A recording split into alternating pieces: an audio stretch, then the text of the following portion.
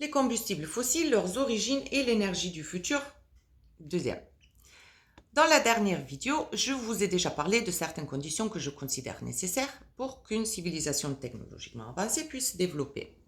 À cette occasion, j'ai également abordé les réserves d'énergie nécessaires au démarrage et au développement ultérieur du progrès technologique.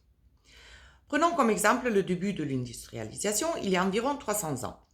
Sans les combustibles fossiles, qui sont le gaz naturel, le pétrole brut et le charbon, l'industrialisation serait au point mort au début déjà. Une fois tous les arbres et buissons brûlés, l'industrialisation aurait été déjà terminée. La planète a donc dû assurer le progrès humain et ça a été fait dès le début de la vie sur cette Terre, en commençant par les premiers organismes unicellulaires. Selon mon hypothèse, ça s'est produit comme suit. Lorsque la Terre s'est refroidie et qu'une croûte s'est formée, des astéroïdes et des comètes n'ont cessé de tomber sur cette jeune planète. Ces comètes et astéroïdes ont également apporté, entre autres, de l'eau sur la Terre. Les premiers organismes unicellulaires se sont développés dans les lacs et les mers qui en ont résulté. De plus en plus, jusqu'à ce qu'il n'y ait presque plus d'eau, mais un liquide visqueux plein de cellules. Une indication de ceci pourrait être la forme visqueuse du pétrole brut. À la suite d'autres impacts de comètes, ces lacs et mers ont été recouverts de grandes quantités de terre et ainsi préservés. C'est ainsi que, selon mon hypothèse, sont nés le pétrole brut et le gaz naturel que nous utilisons aujourd'hui comme combustible fossile. Et si mon hypothèse sur la formation du pétrole est correcte, il doit y avoir des gisements de pétrole brut sur Mars aussi. Pas dans les mêmes quantités que sur Terre, mais en quantité substantielle. Des recherches devraient être faites pour refuter ou confirmer cette hypothèse.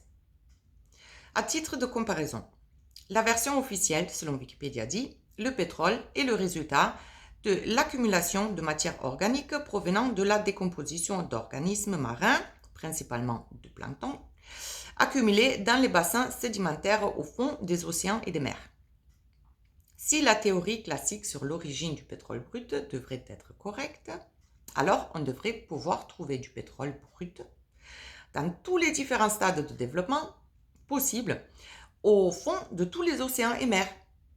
Mais ce n'est pas le cas. Regardons le charbon. Le charbon a un processus de développement différent car il est presque exclusivement d'origine végétale, comme arbres, buissons, etc. La végétation n'existe sur le continent que depuis environ 350 à 400 millions d'années. La théorie classique, selon Wikipédia, dit « Une très grande quantité de débris végétaux doit s'accumuler dans une couche d'eau peu profonde et faible en dioxygène, ce qui permet à une partie de la matière organique d'échapper à l'action des décomposeurs. » Pourquoi je doute de la théorie classique? Si elle était correcte, il devrait y avoir des gisements de charbon à différents stades de développement, à différents endroits sur Terre, dans les marécages. Mais on n'en trouve pas, parce qu'il n'y a rien de tel dans les marais. Alors, comment la quantité de matière première végétale s'était réunie pour expliquer la quantité de charbon que nous trouvons aujourd'hui? Car c'est une chose d'assembler autant de débris végétaux et une autre de les couvrir avant qu'ils ne pourrissent. Pour rappel, pour 1 mètre hauteur de charbon, il vous faut 6 mètres hauteur de débris végétaux.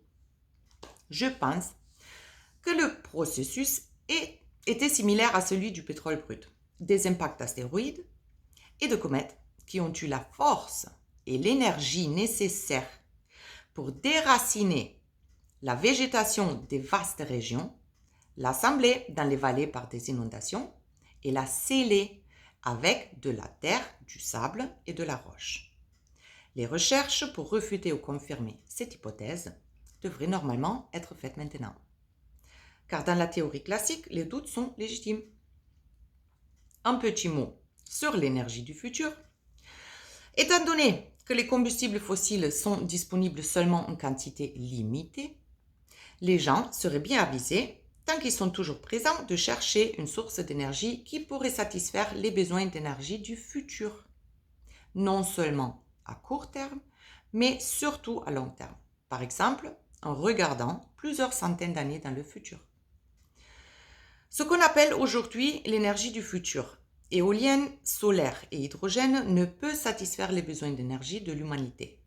Pas aujourd'hui et certainement pas demain. Les voyages dans l'espace ne peuvent pas fonctionner avec l'énergie éolienne et solaire, et avec l'hydrogène, nous pouvons au mieux nous rendre jusqu'à Mars. Si ce n'est pas possible de voyager dans l'espace avec, ce n'est pas l'énergie du futur pour moi. C'est tout pour aujourd'hui. À la prochaine.